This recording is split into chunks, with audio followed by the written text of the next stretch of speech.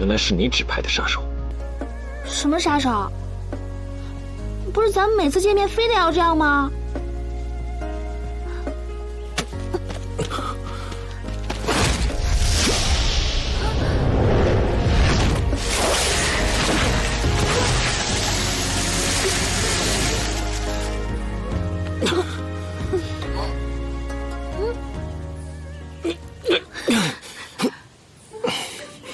还真是天上飞的，地上跑的，一个都不放过。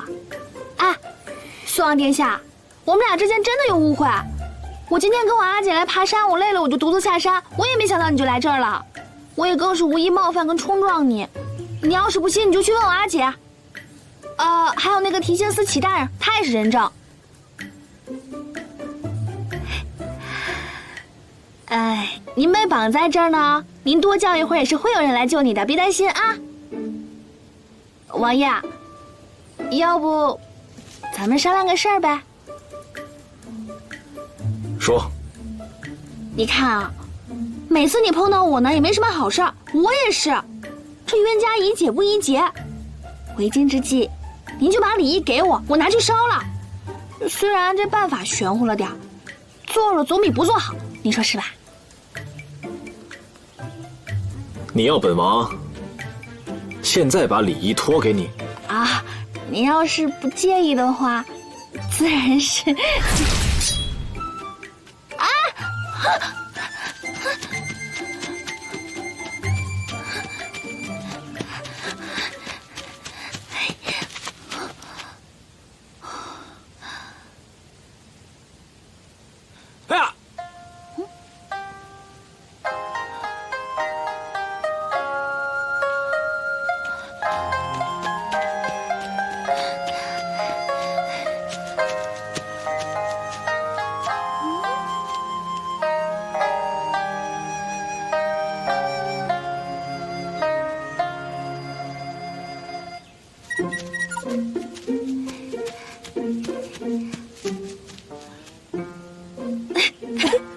王爷，您大人有大量，这都是猎户干的，不是我。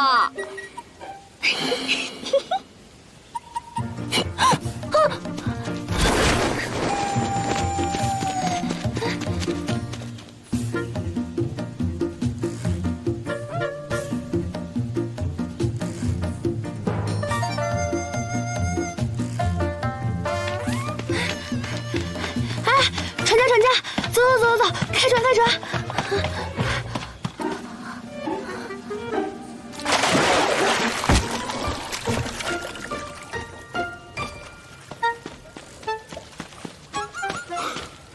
跑得了和尚，跑得了庙吗？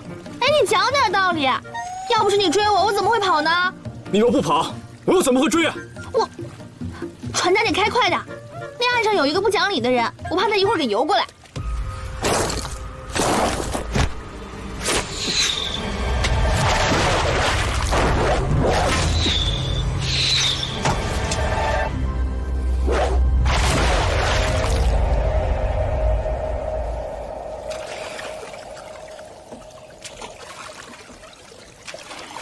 多谢船家。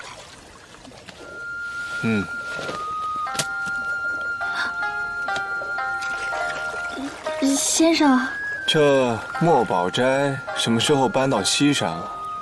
啊？其实我就是跟阿姐出来踏青的，想绕这些小路看看风景，结果倒霉透顶碰到那个素王，非要说什么我找杀手刺杀他。要不是我机灵，早成他刀下亡魂了。这其中定是有什么误会。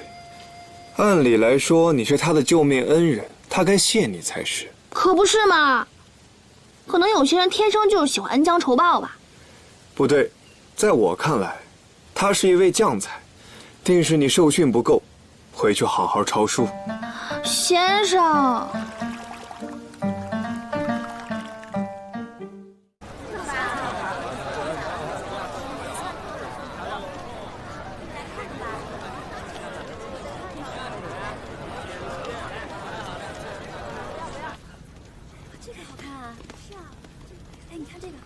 蓉儿，你都去哪儿了？轩妹妹，送你的。我戴上看看啊。轩妹妹，我想娶你。啊，轩妹妹，自幼我便倾心于你，心心念念想长大娶你为妻，但家父过世太早，家中状况也十分不好，所以这份心意一直压在心底。但现在不一样了，我情况变好了，轩妹妹，我们是时候了。齐师兄，你若真钟情于我，便不应该这样子私相授受。哦，轩妹妹说的是我太鲁莽了。我过2日定会找媒人亲自登门求亲。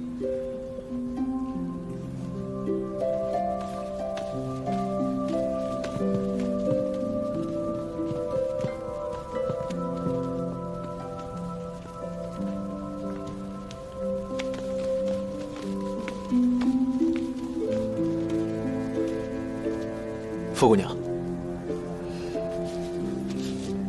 这是我家公子给您的信。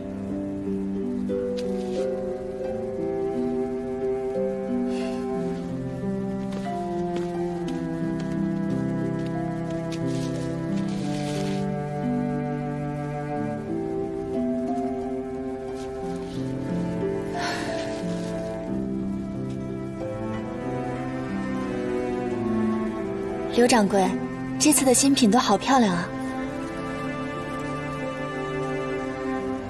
鹤衔灵芝入蓬莱，好美，寓意也好，健康长寿，青春永驻。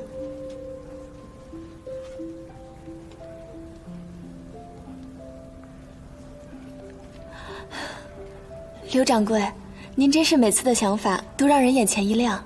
光有想法不行啊，还得劳烦傅轩姑娘帮写一幅推荐的字画。这有何难的？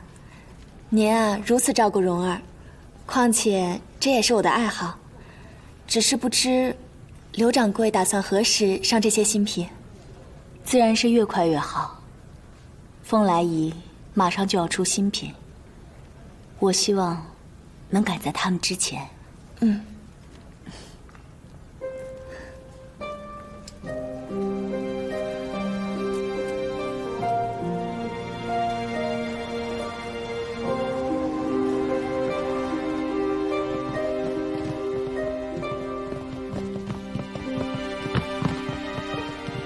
殿下，殿下，您终于回来了。您让我调查傅荣那边，属下发现这段时间他可能就藏匿于居水小筑之中。居水小筑？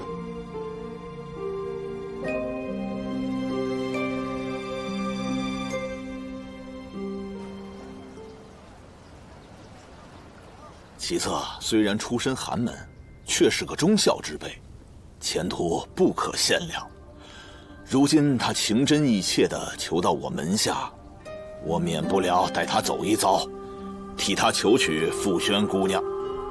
傅大人，您看如何呀？这策儿年少有为，无论是人品还是才学，都无可挑剔。其父生前与我又是故交，我们两家也算是知根知底。若是齐家有意，我们自然不会反对。哦，那这太好了，我这就回去转告齐家，这可是桩大喜事啊！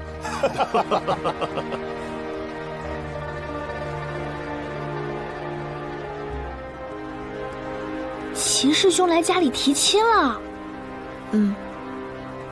你想嫁给他？这婚姻之事一向都是听从父母之命、媒妁之言，我有何想不想的？那你喜欢他？夫妻之间只要相敬如宾便好，至少我不讨厌他。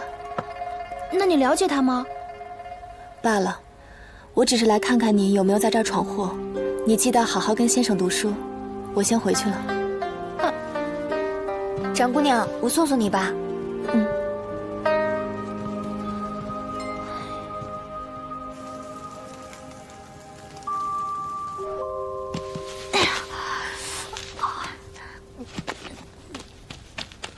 姑娘，这是在干什么呀？快帮忙，把这石头弄起来。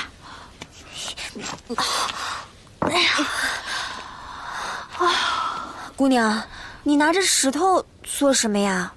哎呦，我想查个人的品性，但爹呢又把我的小用钱给停了。小七小八那查人又不能不用钱，只能出此下策把它卖了。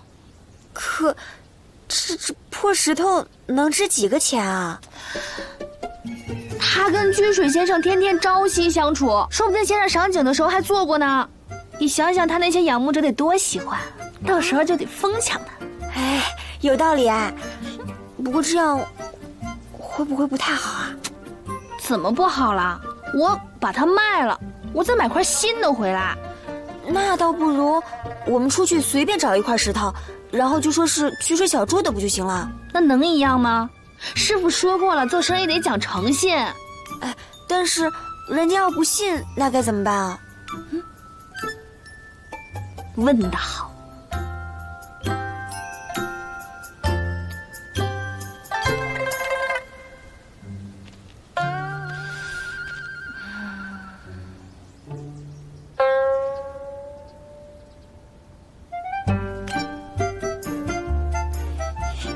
完美。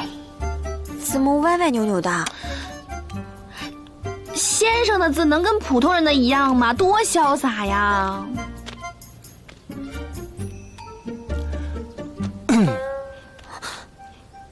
你们在这儿做什么？先生，我也是没有想到会在这儿碰到你。我跟蓝翔，我们俩做运动，做运动。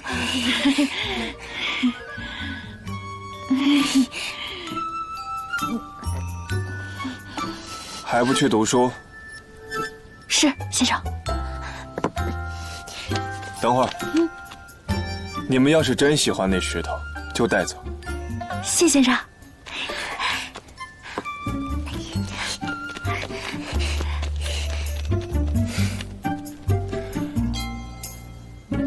包治百病，头疼脑热体虚寒。哎，小八，哟，二姑娘这次又有什么事要帮忙？二姑娘这次有一件非常重要的事情要拜托二位。又拜托我们？小八，你这被打的还没缓过来呢。你尽管说，这事儿啊，我们一定办好。拜托二位盯紧其策，就是提青司的那个齐大人。哎，不用拜托，使银子就可以喽。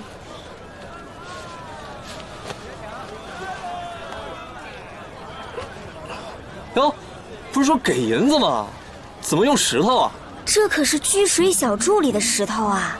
这居水农夫名满天下，这字是写成这样。哎，你们不懂，这就是这些名人啊，喜欢彰显自己的不羁与独特。对，那福二姑娘，打算卖多少钱？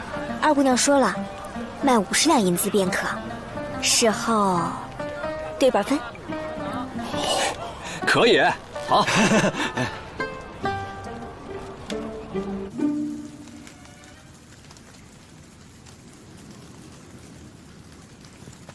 王爷，居水先生让奴婢先带你去厅堂，先生一会儿就来。我知道厅堂在哪儿，我自己去便可。是。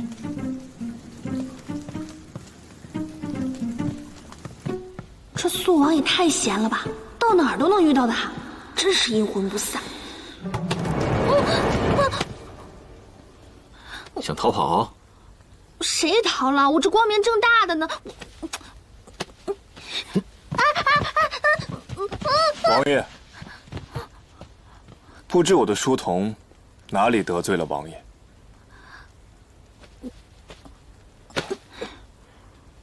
居水小筑横梁掉下那日，这位傅姑娘也在场，我得带她回去一趟。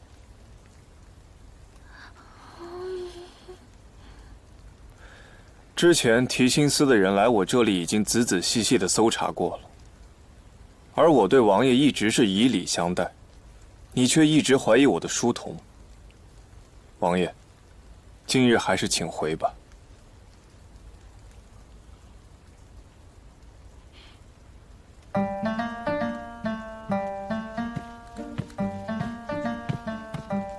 谢先生，你是我小住的人，我当然要照顾你。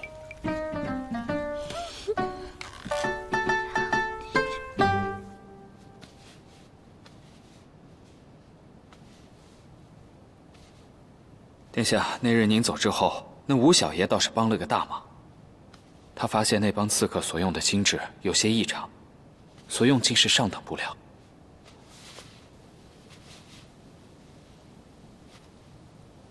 知云坊，非达官显贵不能在知云坊购买布匹，何况还是用来做金质。梁通，殿下是认为梁通和刺客是受同一人主使？不错，那梁通虽为副统领，可是这梁家并非什么显贵。那日殿下上任大统领，他敢那般为难咱们，说明他背后必定有人撑腰。既然你们都清楚了，那就从知云坊开始查吧。知云坊，那都是女人买布匹的地方，殿下，我可不愿意去啊。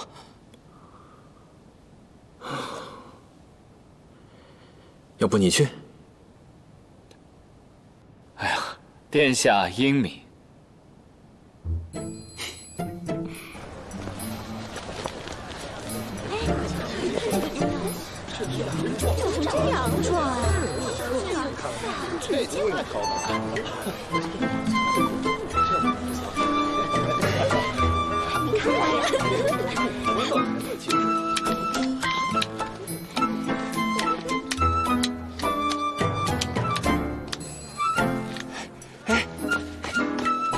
您看看，布料怎么卖的？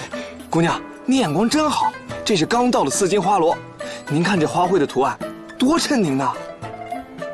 哎，您等一下啊。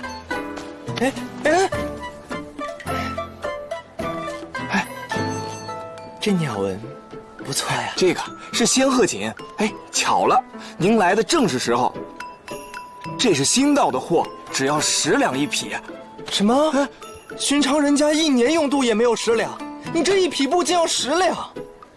我们知云坊专门做的就是名门望族、达官显贵的生意，这平民百姓他也用不起啊。什么达官显贵？你看看，你看看，你看看，布上还有洞，你们分明就是坑人的黑店。方才我就觉得你有些不对劲儿。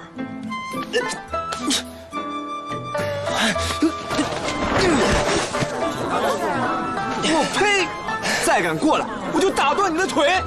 哼！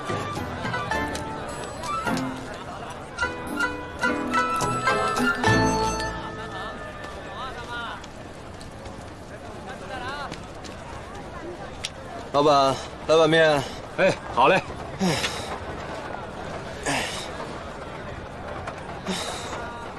徐姑娘，去了这么久，可有收获？哎呀，殿下，许姑娘今日那可是功不可没呀！要不是她与店家纠缠，我都不会如此顺利地偷出货单。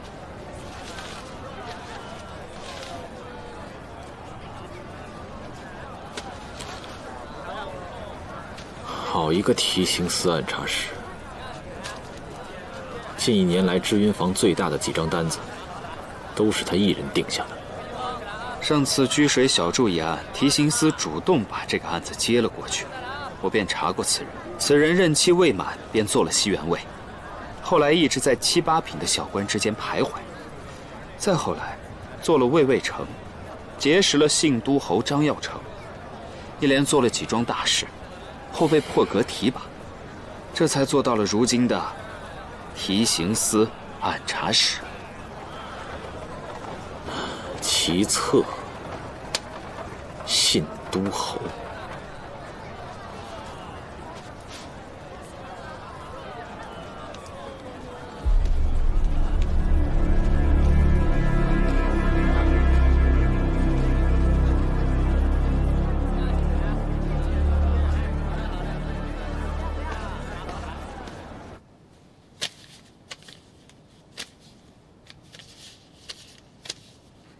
小八说，他昨晚在醉春阁看到了奇策。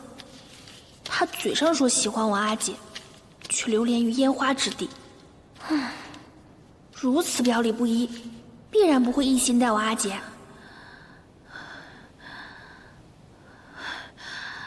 不行，我不能让阿姐嫁给奇策，我得回府一趟。那我……你在这假扮我一日，这些信件没分完，先生肯定不会来的。我先走了。哦。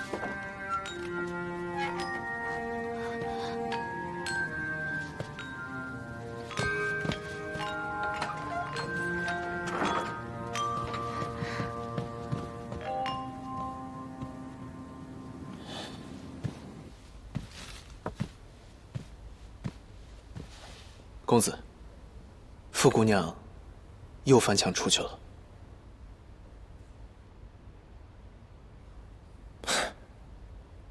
随她去吧。哎，对了，文心，后院的枣树今日枝叶长得比较茂盛，你在树旁放个梯子，以便我修剪树枝使用。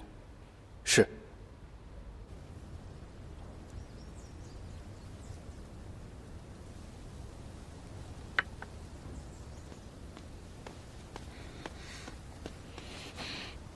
阿姐，你不能嫁给奇策。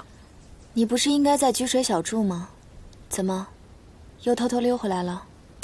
我说你不能嫁给奇策。不许耍小孩子脾气。我不是耍小孩子脾气，是真的不能嫁给他。那你告诉我，我为什么不能嫁给他？你看他长那个样子，就不是个好丈夫，将来肯定欺负你。哎，不许胡说。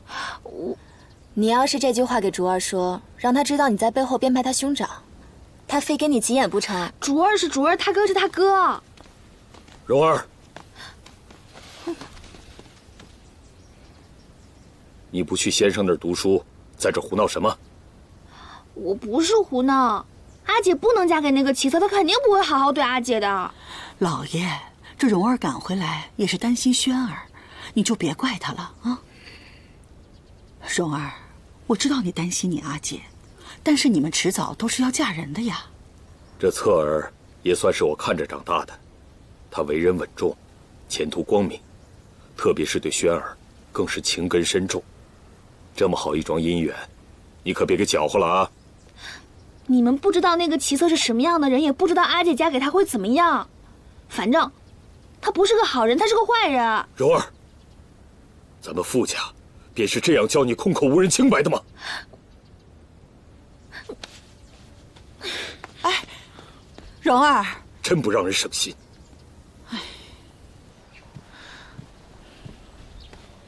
如果奇策真的像小八说的那样，肯定有证据。他们不信，我就找证据让他们信。你回来了，找什么证据啊？没什么。哎，蓉妹妹，好久不见，蓉妹妹可是生气了。前些日子因为南边有了差事，一直回不来。听说你受了伤，我特意带了上好的膏药来，还有这枚玉佩，是我潜心所求，是一对双喜，十分吉利。蓉妹妹，你看看可还喜欢？多谢世子记挂，这东西我不能收。蓉妹妹，你不用为难，我还给傅伯父、伯母还有轩姐姐都带了礼物呢。多谢世子，那你一定将东西送进去吧，这私下送礼是万万不成的。哦，对了，蓉妹妹，你可知明日卓妹妹就要设纳征宴？哎，你倒是提醒我了，我得给她准备礼物去。哎，世子可要进来坐坐，容我通知老爷夫人。不必如此兴师动众，蓉妹妹果然有心，我陪她挑礼物去。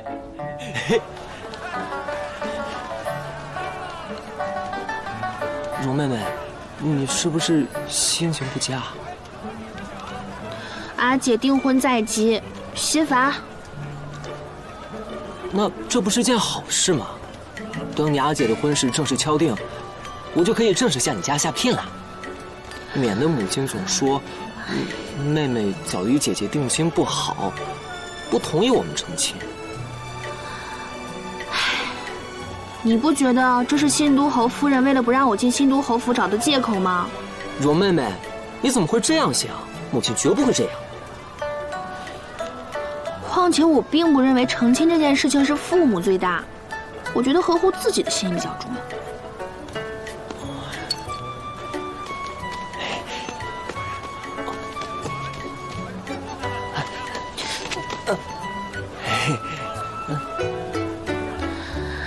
你还没明白我的意思啊？我其实只是想让你开心点儿。那我就再告诉你一遍吧。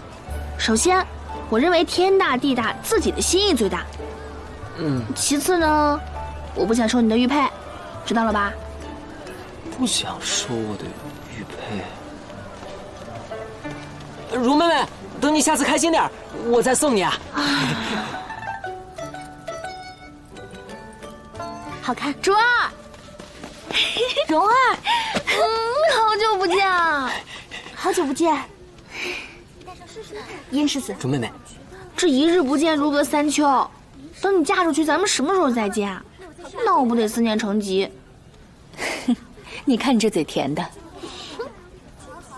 如妹妹，你怎么同竹妹妹如此之好，同我竟如此生疏？你要不是燕世子，你要是个燕郡主，我对你也这样。哎，挑的怎么样？哦，还在挑呢。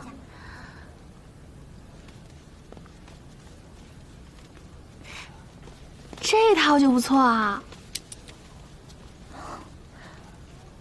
太华丽了，蓉儿。我觉得那套就行。你挑嫁妆当然得华丽点了。我也是这么跟他说的。竹儿平时打扮的素雅，绞丝银的首饰也能戴，但你成亲那日肯定得穿大红色。这绞丝银就不相称了。是啊，这金色跟喜服多配啊！就这炸金做的簪子，不是我吹牛，这横京城除了我师傅没有第二个。这太招摇了，我不太习惯。再说了，我怕到时候婆家人看着不如意。齐姑娘既然喜欢素雅的，那就选择这个吧。珍珠光滑内敛，十分搭配你的气质。虽然叶子是金色打的，但使用了镂空设计，十分轻盈，平日里戴也不会显得太隆重。好漂亮啊！漂亮，那就它吧。阿元把它包起来。哎，不可，怎么能让你破费呢？不能让你破费。那你破费了？我的利钱都在我母亲那儿。那你说什么？行了，不会让你破费的。这个自然还是得娘家人给钱嘛。阿元包起来。师傅啊，我小用钱少便宜点儿。嘘。老板，来2碗面。好嘞。哎呀，喝茶。我们女孩要聊天了。来，谢谢。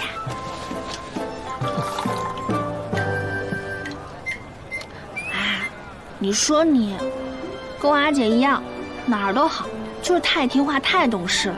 让你嫁人你就嫁，连贵重的嫁妆都舍不得挑选。你兄长都已经是提刑司按察使了，哪需要你省那些钱啊？蓉儿，我弟去得早，我娘身子也不好，在府里大夫人也是从未给过我们好脸色。兄长能走到今天十分不易，但我的婚事他也是费尽心思想要给我最好的，零零总总加起来肯定花了不少钱呢。我能省一些便是一些了。啊，好了好了，我知道了。哎，小时候咱俩在东边城郊打枣，被我姐揪着耳朵拎回去，仿佛就是昨天的事儿。这一转眼你跟阿姐都要嫁人了。萱姐姐要嫁我是十分开心的，毕竟要嫁的是全天下最好的男子。哦，对了，我听兄长说你成了居水小筑的书童。那你不是天天都能见到居水先生了？别提了，天天挨训，辛苦的呢。蓉妹妹，不如你与我早些成亲，就不用辛苦了。